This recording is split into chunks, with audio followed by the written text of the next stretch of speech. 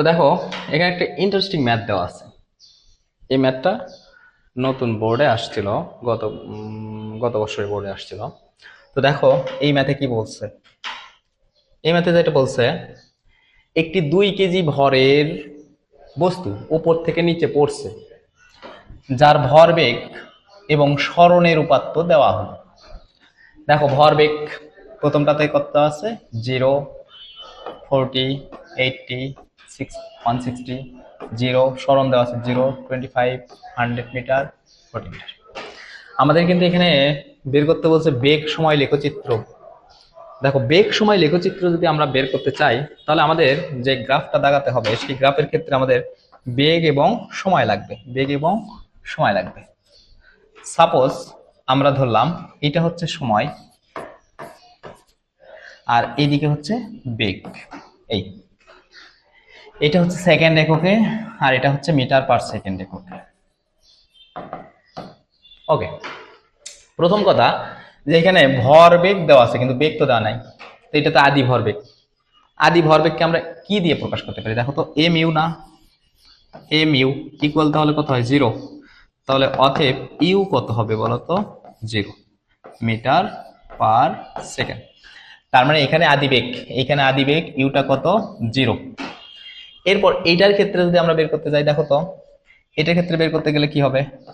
দেখো, এখানের ক্ষেত্রে দেখো যে এখানে কি হচ্ছে, এখানে 40 কেজি মিটার পার সেকেন্ড দেওয়া আছে। তাহলে 40 কেজি মিটার পার সেকেন্ড দেওয়া আছে। তাহলে এটাকে আমরা লিখতে পারি যে এম ভি ইকুয়াল 40। এম এর মান কত? 2। তাহলে ভি ইকুয়াল কত হবে? দেখো তো, 40 ডিভাইডেড এম এর মান 2, তাহলে 2 দিয়ে ভাগ দাও, তাহলে কত আসবে? 20 মিটার পার সেকেন্ড। সেম কাহিনী এইখানে যদি আমি 2 দিয়ে ভাগ দিই, তাহলে কত আসবে? 40। তাহলে এখানে হবে 40 মিটার পার সেকেন্ড। তাহলে 40 মিটার পার সেকেন্ড।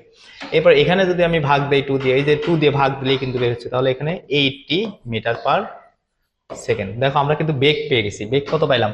একটা 0, একটা বেগ পাইলাম 0। দেখো, একটা বেগ পাইলাম 0, একটা পাইলাম 20, একটা পাইলাম 40, একটা পাইলাম 80। আমাদের কিন্তু বেগ সময় লেখচিত্রে দেখাতে হবে। তাহলে বেগটা আমরা একটু বসাই। তো বেগ কত কত পাইছি? প্রথমটা হচ্ছে 0, এরপরটা পাইছি 20, তাহলে 20 বসাই, 20। এরপরটা পাইছি 40, তাহলে 40 বসাই। এরপরটা পাইছি 80, তাহলে 80 বসাই দিলাম। এগুলো বেগ বসাই দিলাম। এবার সময়ের দরকার। এখন দেখো তো, সময় কেমনে বের করবা? সময় বের করার জন্য দেখো, এইটুকুর ক্ষেত্রে আমরা যদি সময় বের করতে চাই, এইটা হচ্ছে আদি সরণ, এটা হচ্ছে শেষ সরণ। টোটাল সরণ কত? 25 মিটার। টোটাল সরণ 25 মিটার। তাহলে আমরা একটা জিনিস জানি যে S equal U plus V divided 2 into টি।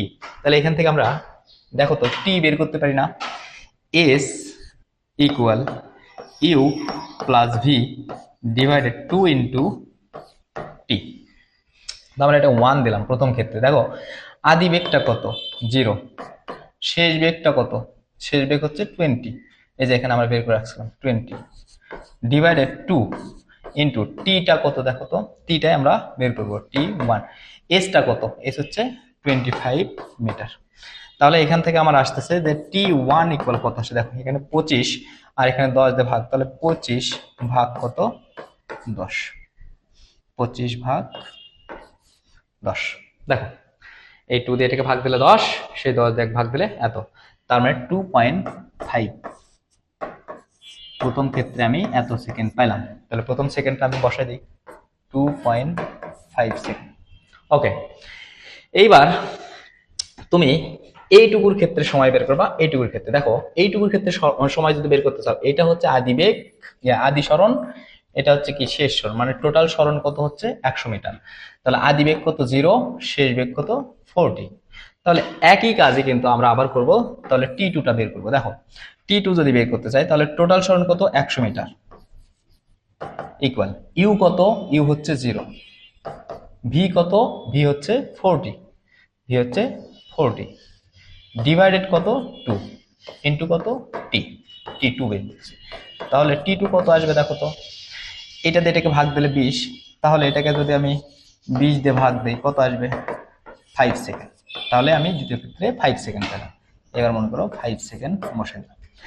এরপর যেটা আছে, এবার 0 থেকে এত দূর পর্যন্ত, তাহলে এইবার দেখো তো এইটুকুর ক্ষেত্রে টাইম কত হয়, তাহলে S equal U plus V divided 2 into T, কিন্তু টি আমরা 3 বের করতেছি।